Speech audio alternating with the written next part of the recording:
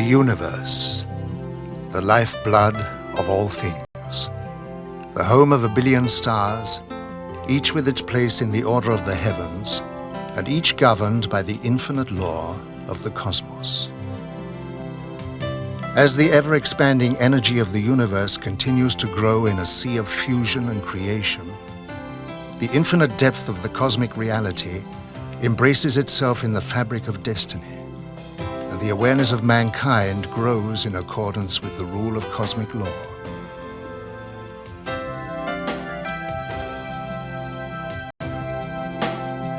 Since the dawn of humanity, we have looked out towards the stars as if compelled by an unknown force, telling us, you are not alone. You are all part of the evolution of the universe, on your way to heights of enlightenment.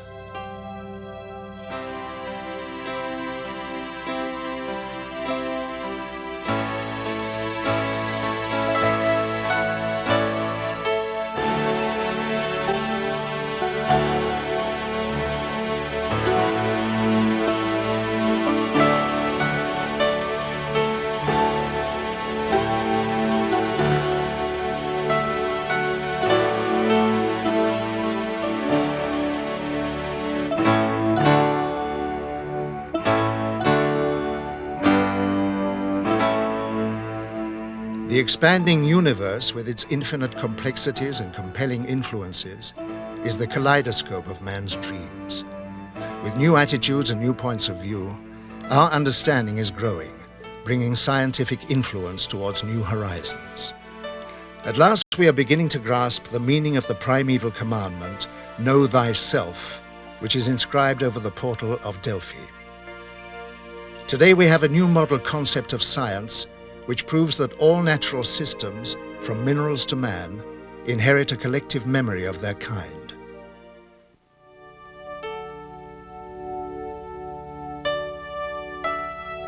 The awareness of our fundamental heritage is inherent in our being. The awakening of the wisdom of the whole is inexorably endorsed within the essence of us. The influence from motivation to germination is the basis of our existence and is predictable in the course of our evolution.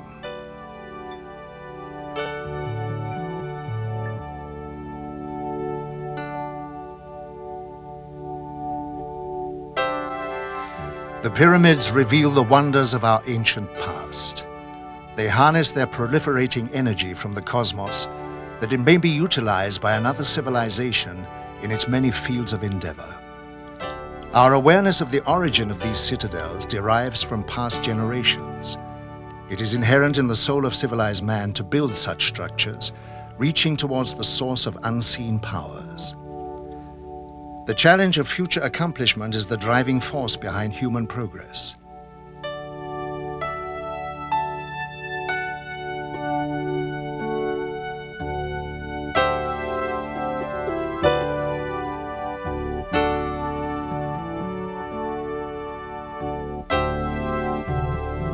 From the horizon of the past, the traditions and memories of visiting cosmic teachers has remained engraved in cultural art.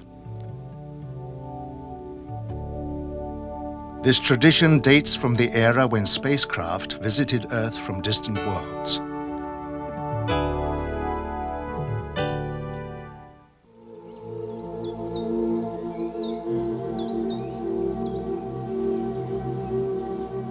The ancient Indians of Peru were a highly advanced civilization who lived thousands of years ago in the jungle of South America. Their traditions speak of visiting spaceman. At their reservations are the amazing Nazca lines, which are etched into the earth and which are acknowledged as being aircraft runways and landing sites. Artifacts of great age have been found which closely resemble aircraft of today.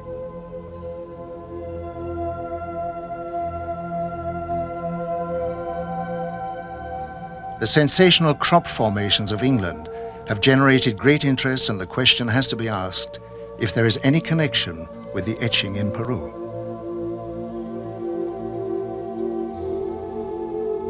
Ich kenne die Hopi-Indianer sehr gut. Sie leben heute in Arizona.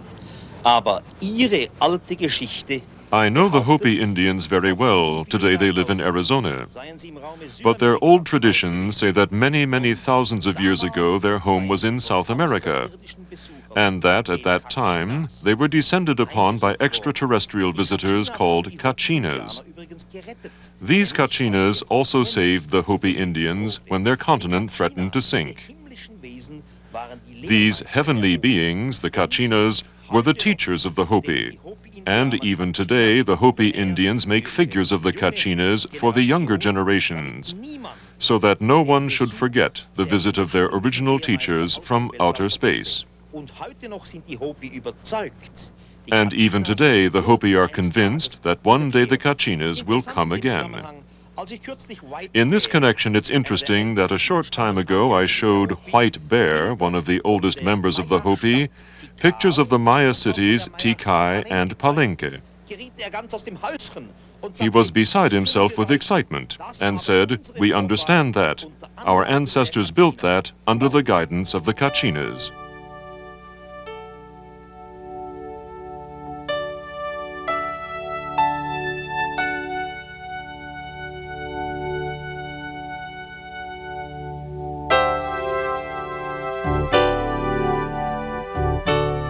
The great energy source of the cosmos can be extracted and focused to form a very potent electrical and magnetic power form.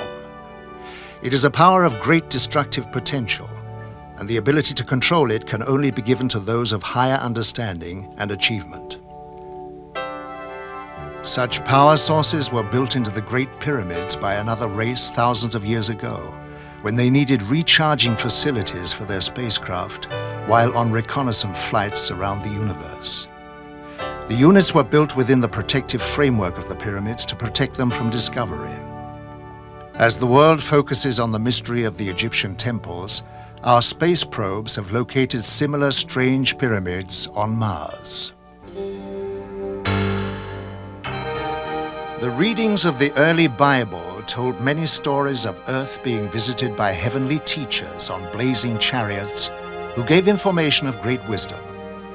They told of how they had always been in the sky and would return one day. This is one of the prophecies of the Bible which was taken from the word of the visitors.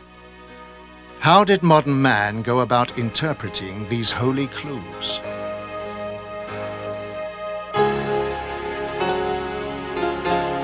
The visionaries of the past perceived the structure of the cosmos and its purpose. The life spirit of the elements is a constantly changing mirror of charged perception and energy. The spiral of conscious awareness is the consequence of harmonizing with this harmonic vibration. Within the evolutionary circle of cosmic regeneration is the life force of progression, through which the universal memory of intuition is formed. Leonardo da Vinci was a man of great vision. He realized the significance of the hologram of man in relation to his place in the order of the universe.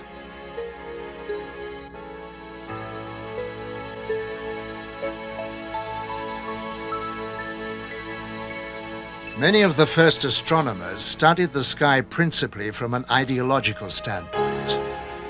Galileo Galilei applied himself to analyzing the cosmos with a view to finding out just how it worked.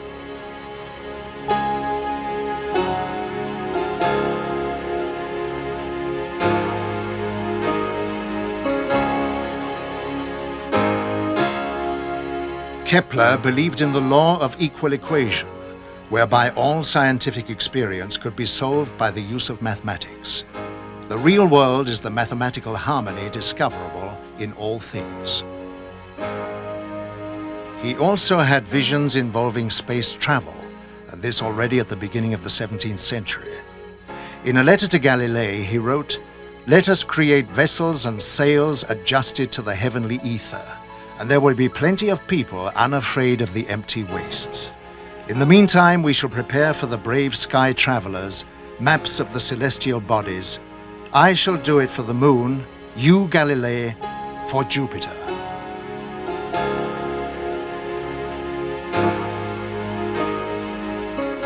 Isaac Newton spent many years studying alchemical research, cosmic intelligences, and the soul of the world. His law of universal gravitation involves a holistic vision. Every particle of matter attracts every other particle. Everything is interconnected, but in Newton's opinion, such a force could not arise from the particles themselves. They had no such attractive power. Rather, said Newton, gravitational force depends on the being of God. It is an expression of his will. This aspect of Newton's thought was soon forgotten, however. The hidden forces permeating the space of the universe were soon attributed to matter itself. They arose from material reality rather than from God. And when God was finally dissolved completely away from Newton's vision, what was left was a world machine in absolute mathematical space and time, containing inanimate forces and matter, and entirely governed by eternal mathematical laws.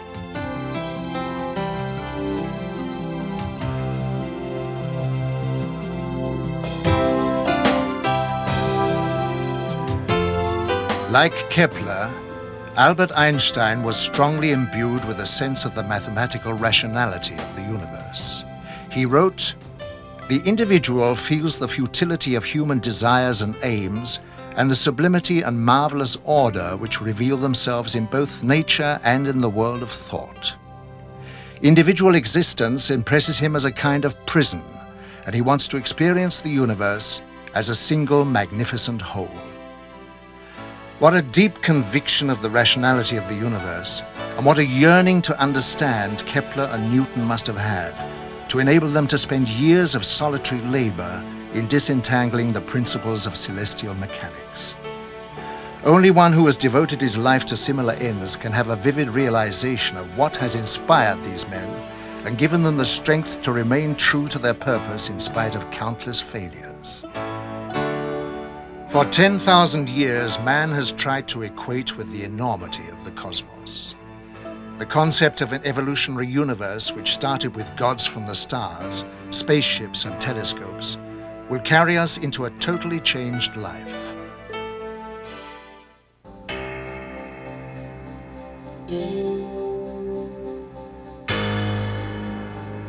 If we consider that most of the stars in the Milky Way are twice as old than our sun, 10,000 million years old, then obviously there may be highly advanced old civilizations which have developed interstellar travel. So my answer would be it is more than likely, not only possibly, but more than likely, that extraterrestrial visitors are traveling to other solar systems, other planetary systems. Thus, we really should expect extraterrestrial visitors in our solar system observing human civilization. As fantastic as this may seem, photographs of unknown flying craft, known as UFOs, have been taken around the world, captivating the public's attention for decades. This photograph was taken in 1978 in Brazil. This was photographed in Switzerland in 1975. These two UFOs were also photographed in Switzerland in 1975. This was taken in 1971 in Austria. This one was seen in 1987 in Canada.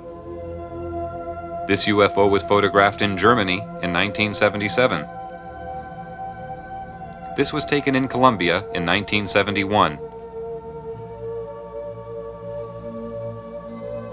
This photograph of a shiny silver object was taken in North Charleston, South Carolina in 1980. Yet another photograph from Switzerland taken in 1975.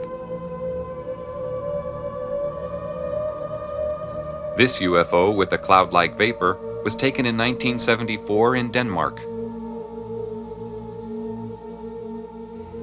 This UFO was sighted in 1977 in Uruguay. A UFO in Indonesia, photographed in 1974.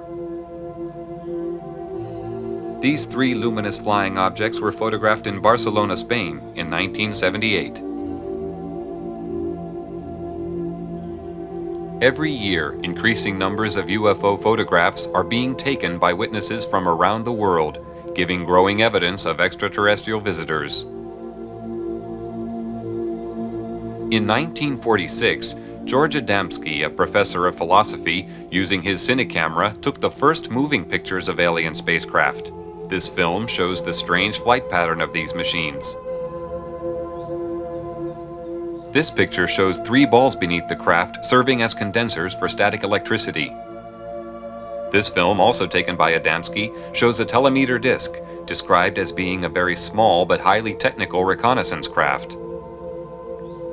Adamski was an amateur astronomer who had a 6-inch telescope on the slopes of Mount Palomar. In 1946, he observed a huge cigar-shaped UFO and was astounded to see many smaller UFOs emerge from the mother craft. He was able to take a series of photographs of this amazing sight.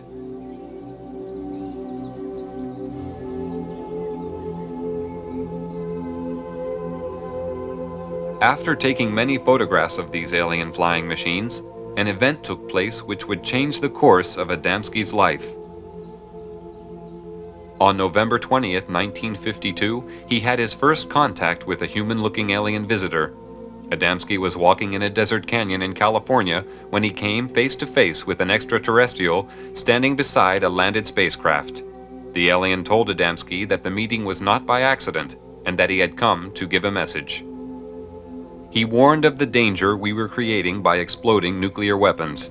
He said that the human race had no idea of the very powerful and deadly long-term effects we were creating, which could not only destroy ourselves, but also our planet, and that the continued use of such weapons could eventually endanger our cosmic neighbors. Adamski was asked to spread this message. The alien visitor promised that he would return and meet Adamski at a later time. Adamski was later taken for flights into space, where deeper, more meaningful messages were given to help the human race to understand another point of view of our world.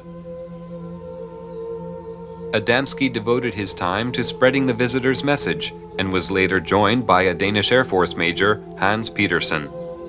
Well, you see, after the contact in the desert, George had an inner feeling that this was not the end of it.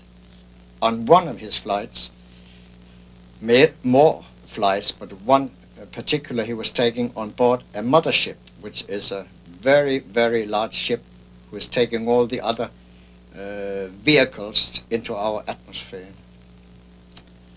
And in there, he met a lot of people, and he met an old man, so to speak, a wise man, who told him a lot of why they were here and what we did wrong here on Earth. And after these experiences, George wrote a book, Inside the Spaceships. In this book, Adamski described in detail the very advanced technology used in the spaceships, including technical information on the magnetic and gravitational propulsion systems, which work on a power found throughout the universe. He also described a magnetic pole running through the center of the ship that was also a very powerful periscope, which could observe both above and below the craft with great magnification. Adamski's alien friends gave him a pendant to wear around his neck and was told it would increase his telepathic abilities and enable him to maintain contact with them. Another witness who was truly shattered by his experience when he saw and photographed a UFO was Dr. Daniel Fry. Dr. Fry was a rocket engineer and the head of a scientific team employed by the American government at the White Sands Missile Proving Grounds in New Mexico when he took these films and photographs.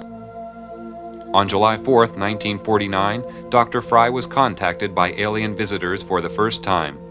They informed him that mankind lives in danger of total self-destruction through means it had created itself, and that Earth technology was advancing faster than man's ability to control himself. He was told that peace was the automatic byproduct of understanding between man and race, also that the understanding of fellow human beings was the key to building a united world. The most significant experience that I had is probably the finding out of the major purpose for this invasion, so to speak, was to keep this planet alive, that we were approaching an area of controversy which could result in the displacement of all humanity, because we had learned how to do that without learning how to get along with each other. Dr. Fry later wrote a book called To Men of Earth, in which he told the story of his experiences and contacts with the space visitors. He continues to travel, giving lectures and spreading the word from his alien friends. Dr. Fry attracts a great deal of support from people in all walks of life.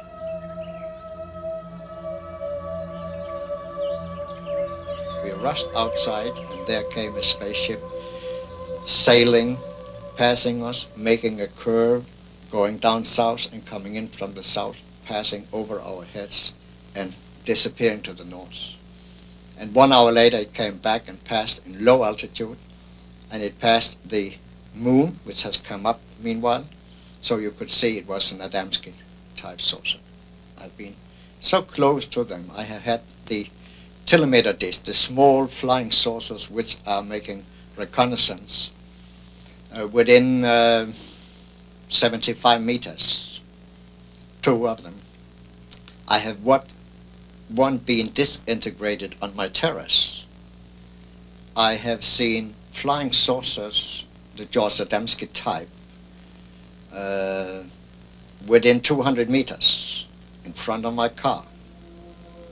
I have seen 2 flying saucers land, both cases with my wife, so I had a witness.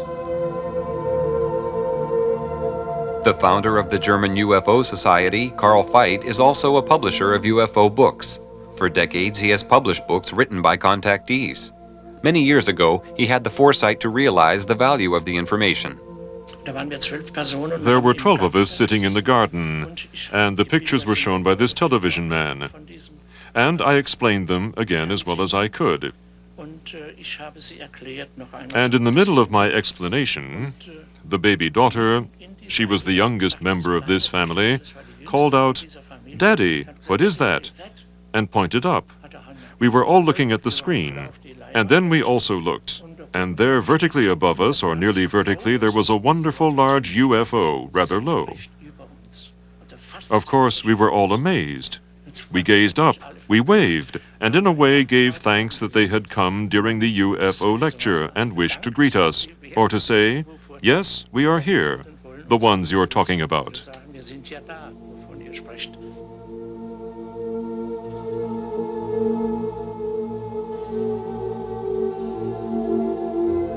Tony Dodd is a retired British police sergeant who had a close encounter with a UFO.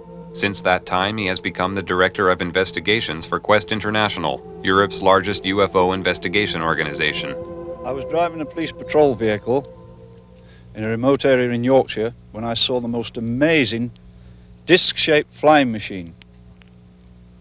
This machine was about 100 meters off the road, above the road. It was glowing white, bright white. It had coloured lights rotating round the underside of it.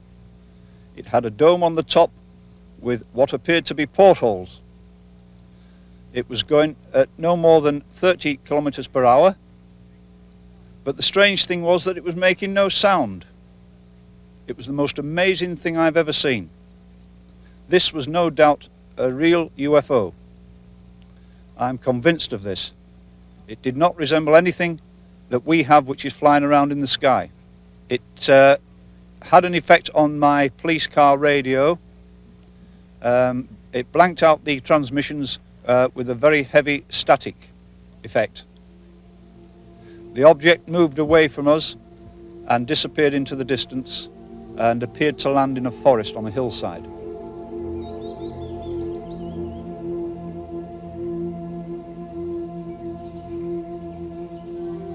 George once told me that they work in all countries, all over the world. And they live among us, they have jobs. One day George met a couple in New York on Fifth Avenue. He was looking in a shop in the window, and a couple passed him with a little boy between them. And he got this strange feeling that they were space people. And he put a thought towards them: are you space people? Then come back. They turned around and came back, and said, "Your thought is correct." Adamski was given insight into the purpose of his life by his extraterrestrial friends. And in this sense, all these people who have come into contact with extraterrestrial beings are confronted with these wonderful facts, and they have also had an insight into their lives. Why they are here. That's what was also said to George Adamski, that he should, so to say, be a pioneer in the field of ufology, because in the development of the human race, we now face great, higher problems. The first thing that made me realize that there was definitely something else happening was as a result of the first sighting. After this, using my policeman's mind, I used to watch in the area where I'd seen this thing, and over a period of time, I saw many more of them. And it got to a fairly regular event. And I saw them at close range. I saw them doing aerobatics, almost on occasions as if they were doing them for me, on very remote hillsides. And then on one occasion, one came past, it flew over my head, and I flashed a light at it. And this thing turned around and came back. And as it got above my head, this was only about 25 feet above the ground. It had a long light on the front of it, a long elliptical shaped light. And as it got to my position, the light increased intensity, went down, and then increased intensity and went down again, almost as if it was signaling me back. And then it turned and flew off again. I knew at this time this was an intelligently controlled machine who was acknowledging my signal. I was certain before this time that there were alien craft flying around, but this particular incident really convinced me of this. So where are our alien visitors coming from? Or is it possible that they've been here all the time? If so, where? Military and civil airline pilots from around the world have constantly reported having the most unusual experiences in the skies, including contact with UFOs. On September 19, 1979, a UFO followed a military aircraft over Germany. This is a close-up of the object. This B-52 Canberra bomber was flying over Edwards Air Force Base in California in 1954 when a UFO was seen near the aircraft. Here is a close-up of the UFO.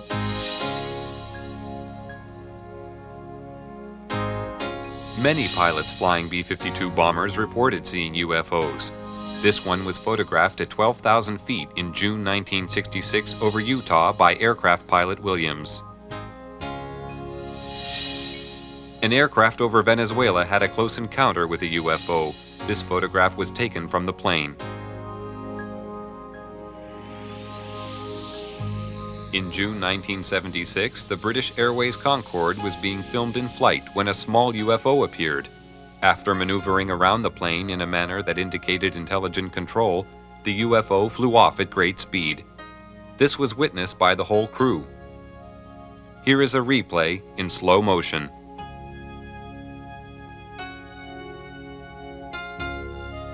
Of the hundreds of UFO sightings made by aircraft pilots every year, the most amazing one was filmed from a commercial airliner by passenger Gene Oldfield as the aircraft cruised at 9,000 feet over Stafford, England on April 2, 1966. The film clearly shows the ability of the craft to perform maneuvers and feats of acceleration far beyond our present comprehension. Here is the film again in slow motion. This photograph was taken on February 7, 1979 at Zurich Airport when a glowing UFO bathed in a bright light appeared in front of an aircraft. On April 14, 1977, a Swiss airline pilot had an encounter with a UFO. Hans-Georg Schmidt suddenly saw an object moving rapidly towards his aircraft. It stopped approximately 3 miles away, glowing intensely, and then shot off again. Both military and civil ground radar units who were tracking the object later informed the pilot that the UFO had moved at 5 times the speed of sound.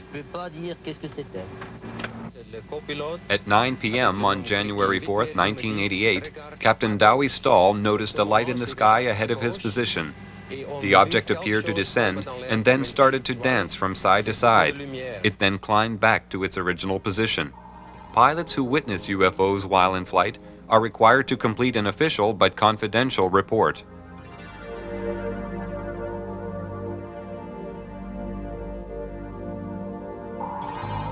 This was one of the early films taken of a UFO. The dramatic movement of the object showed rapid, almost instantaneous changes of speed and direction, which sparked intense curiosity and confusion among the public and scientific community. No earthly aircraft of the time could perform like this. While filming from a helicopter for the U.S. Navy on April 15, 1966, Lee Hansen, a professional photographer, shot these pictures of a flying object at Catalina Island, California. The craft, which had no wings or tail fins, was 30 feet in diameter and moving at approximately 150 miles per hour. No signs of a propulsion system were visible. This film, shot by James Waters in Colorado on July 23, 1963, shows a UFO moving across the sky at tremendous speed, followed by a second one. This is the same film at 1/12th speed. An analysis showed that no earthly aircraft could possibly fly so fast.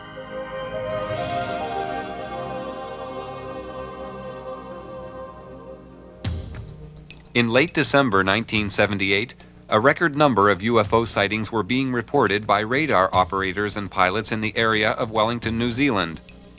Just before midnight on December 30, 1978, Quentin Fogarty, a reporter, and a television team took off in an Argosy aircraft to fly to Christchurch.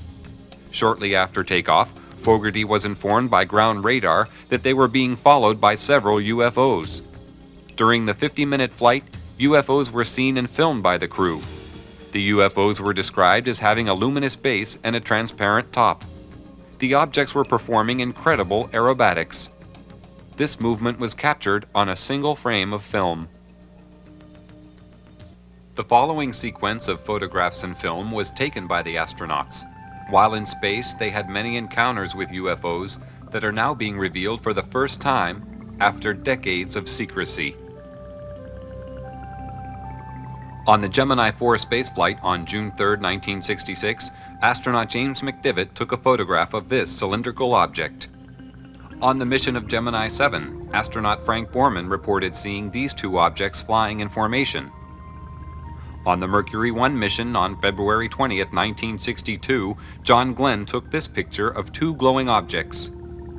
On the Gemini 11 mission, September 13, 1966, Pete Conrad and Richard Gordon observed a cluster of UFOs alongside their craft. They described them as large and very bright. During the Apollo 11 mission in July 1969, Neil Armstrong and Buzz Aldrin saw these two UFOs, which were in orbit around the moon. The astronauts filmed the extraordinary glowing objects from the Apollo 11 spacecraft and reported to Johnson Space Center in Houston, Texas, that the UFOs even accompanied them to the moon. Many astronauts made their own private films while on space missions. This film, shot by James McDivitt in a long sequence, shows the remarkable aerobatic ability of UFOs. The astronauts faced UFOs so regularly that they became part of their everyday life. Because of restrictions, however, they were unable to describe their encounters to the public. One of the first to break the silence is former astronaut Brian O'Leary, a professor of physics and an astronomer from Princeton University, who comes forward for the first time to speak of the reality of visitation from out of this world. What I do know from my own experience and from scientific investigations and experiments is that UFO phenomena and a range of other events are part of our reality, as incredible as they may seem. Jetzt war es dann endlich soweit. Der erste Mann war auf dem Mond gelandet. That's one small step for man, one giant leap for mankind. During their moonwalks, a giant glowing UFO hovered above their heads. While in orbit around the moon, a huge object remained in view for a considerable amount of time before it suddenly disappeared. This UFO was seen above the landing site.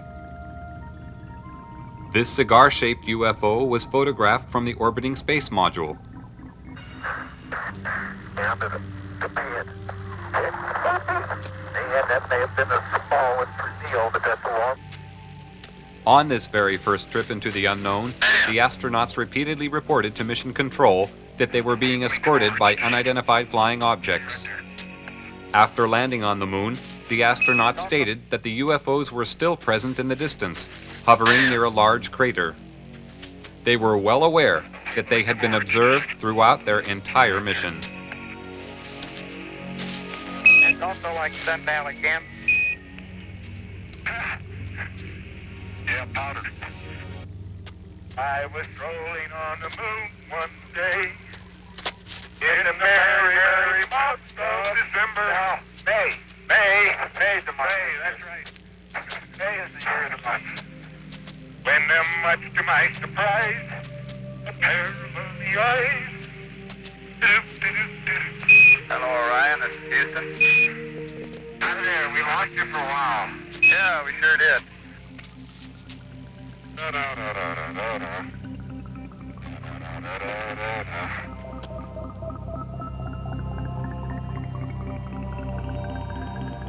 The momentous leap to the moon led to the dawning of the space age.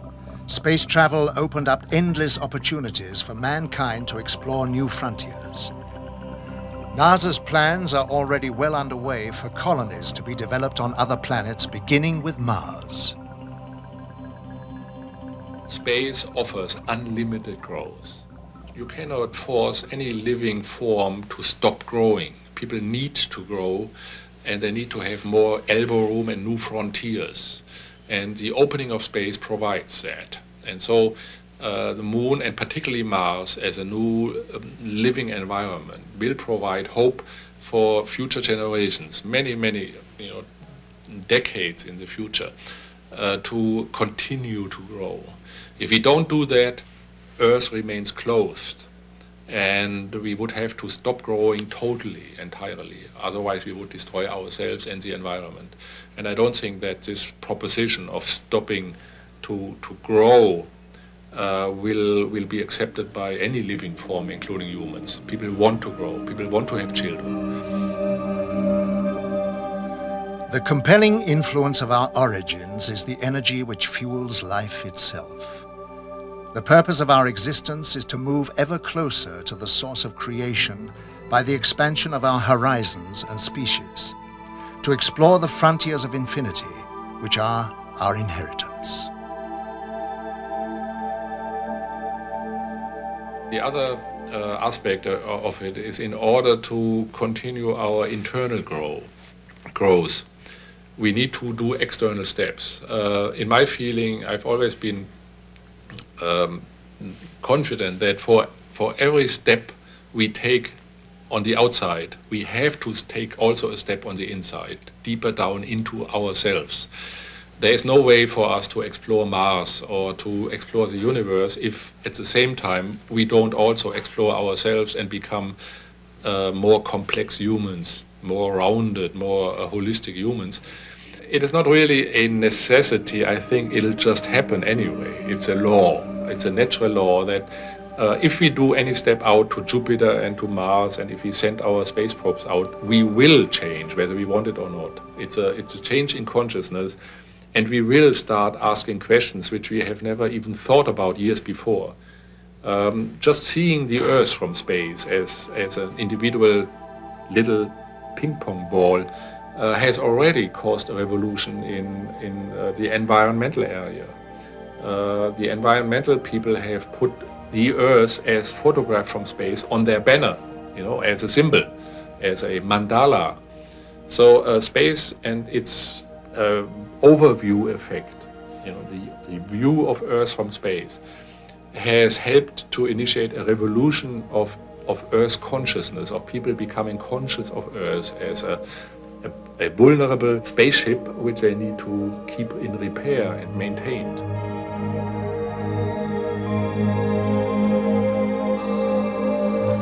Here now some astronauts' impressions of their first view of Earth from space. Looking back at our beautiful planet, you're immediately struck by what a gorgeous place we've been given to live. It's an incredible, living, beautiful planet going through the big black void of space. Sau 8 ngày bay trong vũ trụ, tôi mới I thấu realized that mankind needs height to know our Earth, to see what we cannot see close up, not just to love her beauty, but also to ensure that we do not bring even the slightest harm to the natural world. The first day or so, we all pointed to our countries. The third or the fourth day, we were pointing to our continents. By the fifth day, we were aware only of one Earth. The Earth is like color music. You see the colors and the music springs in your soul. Our planet is so vulnerable and needs to be taken care of.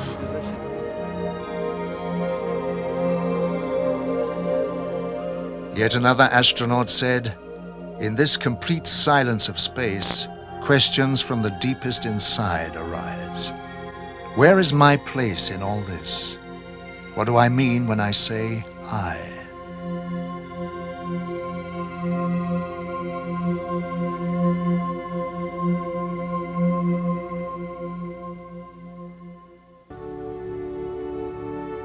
Within the heart of this living miracle of creation, science has begun to detect the presence of other dimensions of existence, living in parallel worlds to our own. That means in the space our solar system occupies, other solar systems can exist also on a different vibration.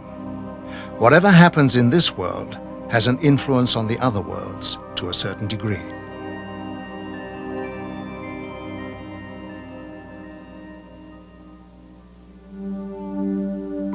Your inability to imagine the concept of our technology restricts your understanding of intergalactic travel. Movement through time and space is a natural result of our scientific achievement.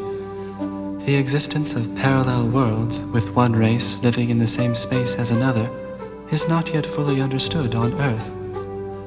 Our craft move from dimension to dimension by altering our state of molecular vibration and merging with the new one. This action gives the impression that we suddenly appear or disappear from your sky.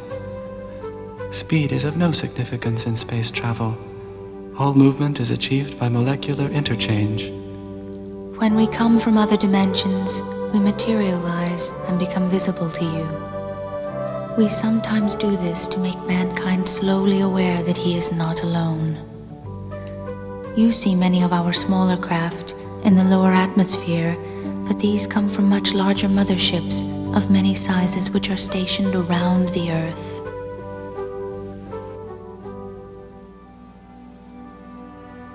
Motherships very rarely enter the Earth's atmosphere, but on one rare occasion, this remarkable film was shot of such a ship flying at low level over Germany in 1980.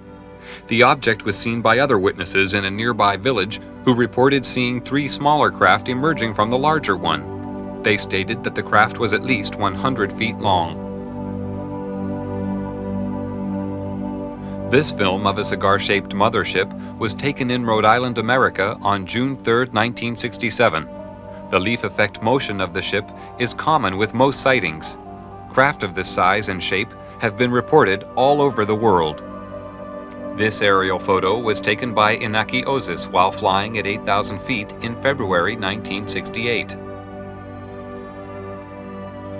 Probably the same cigar-shaped mothership was photographed in Texas 10 days later. Over the following few days, an object fitting a similar description was reported by various witnesses. My personal views on UFOs are that these are alien-piloted vehicles. When I say alien, I mean alien to anything we know. that possibly they come from other worlds, but I think it's highly likely also that they come from other dimensions, other time spheres, and that there isn't one type of alien coming here. There are probably many of them, all from different areas. When people report these things, we get such a variety of things reported, so many shapes, so many forms, and this appears to cause the confusion because there is such a variety of these things. But really speaking, if these things are visiting us from a whole host of different areas, one would expect them to be different forms, different machines, and I think this personally is the answer to it.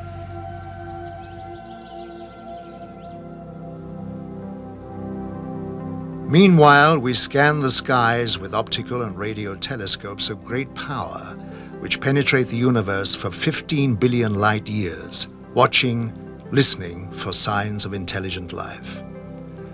Large numbers of people on Earth wait and watch in the hope that one day they may be contacted or visited by visitors from space.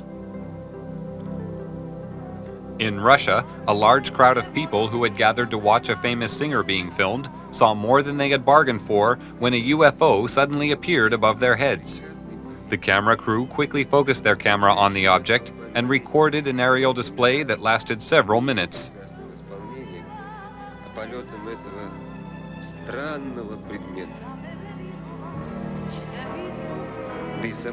The crowd found this more intriguing than the singer. Even she eventually stopped singing to watch the UFO. Numerous UFOs are seen over Russia regularly.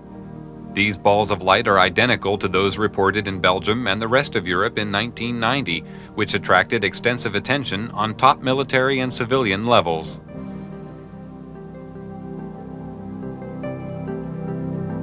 In April 1990, this cigar-shaped UFO was filmed over Russia by an amateur.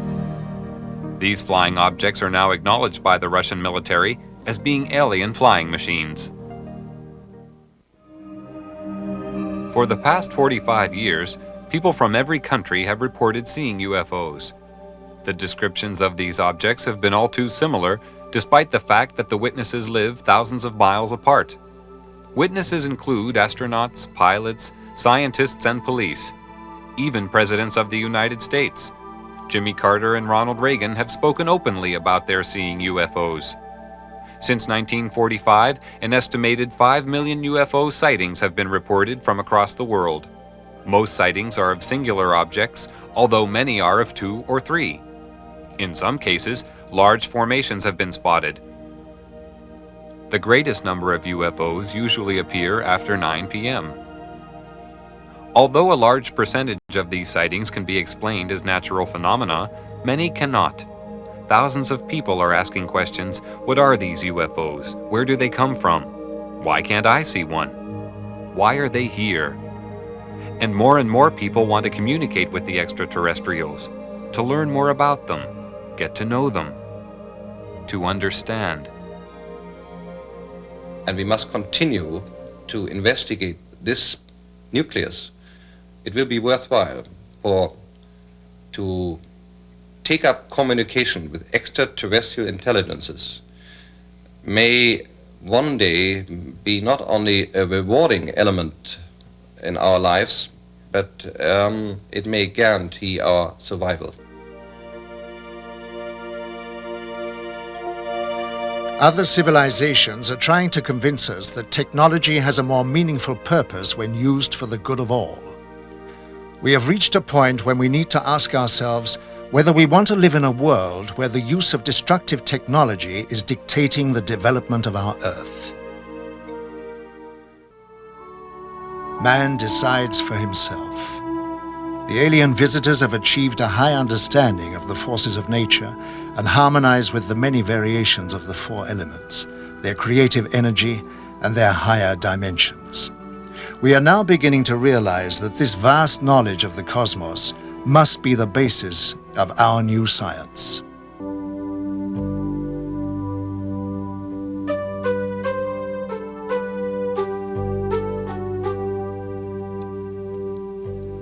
We are your brothers of space and time, who come extending the hand of friendship to greet our cosmic neighbors. We have watched from afar as you deal with the growing pains of your young race. We see you are moving to a higher level of understanding in accordance with cosmic law.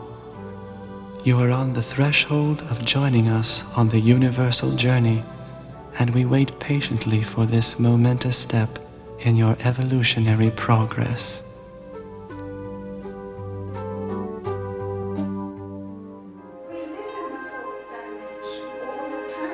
Elizabeth Clara is one of the most important alien contact cases of all time.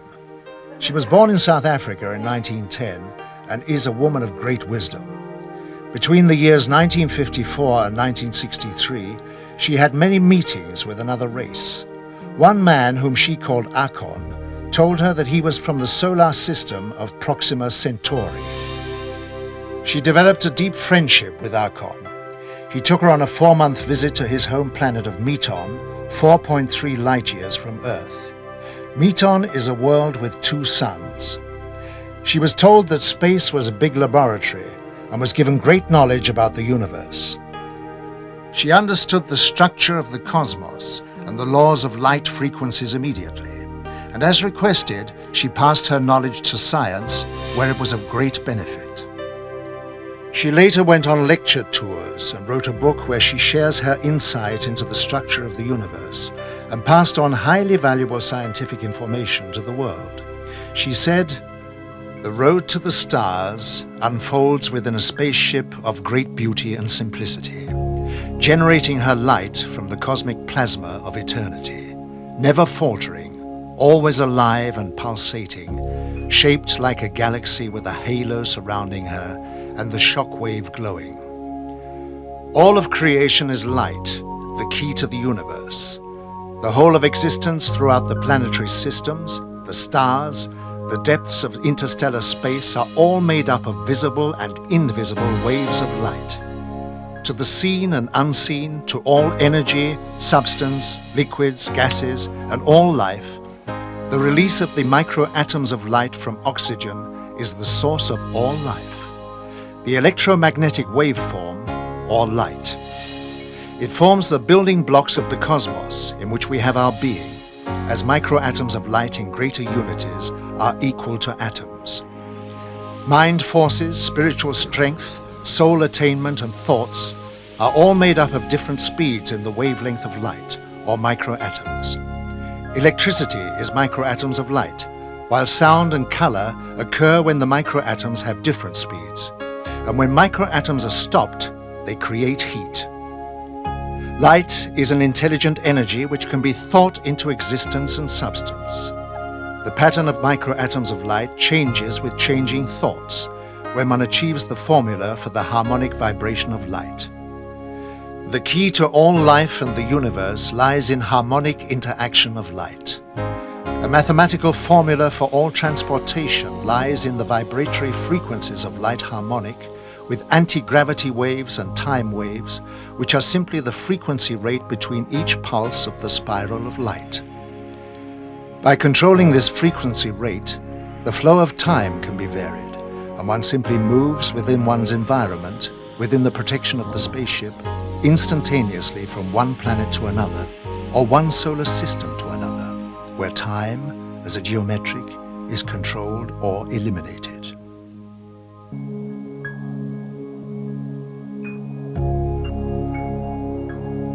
On her many journeys into space, Elizabeth Clara learned that Akon's race lives in harmony of body and mind, which is the foundation of healthy existence and responsible for the elimination of disease.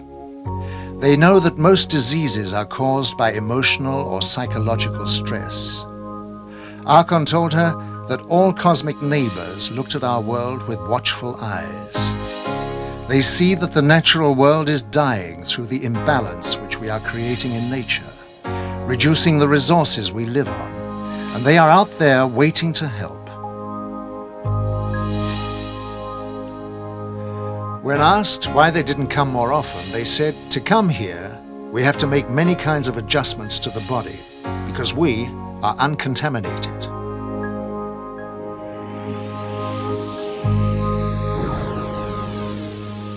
This spacecraft was seen coming out of the sea near the Canary Islands.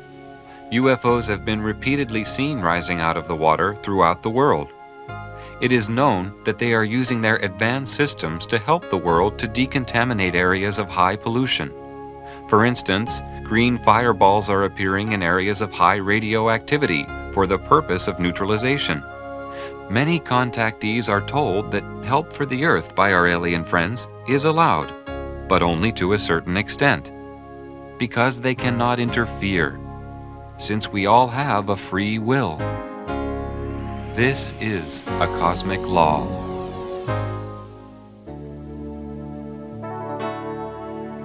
Out of that understanding, echoes and newly realized desires arise to provide oneself with a new quality of life. The awareness of oneself and the place one occupies in the universal law of exchange is the framework of cosmic expectation, the unselfish expression of love and creation. The cosmos is filled with all the energy we need. It's like walking along the beach picking up diamonds. Our present state of consciousness doesn't allow us to exclude ourselves from higher dimensions any longer. As soon as we allow ourselves to think of the world as alive, we recognize that a part of us knew this all along. It is like emerging from winter into a new spring. We can begin to reconnect our mental life with our own direct, intuitive experiences of nature. And we can begin to develop a richer understanding of human nature, shaped by tradition and collective memory, linked to the earth and the heavens, related to all forms of life, and consciously open to the creative power expressed in all evolution. We are reborn into a living world.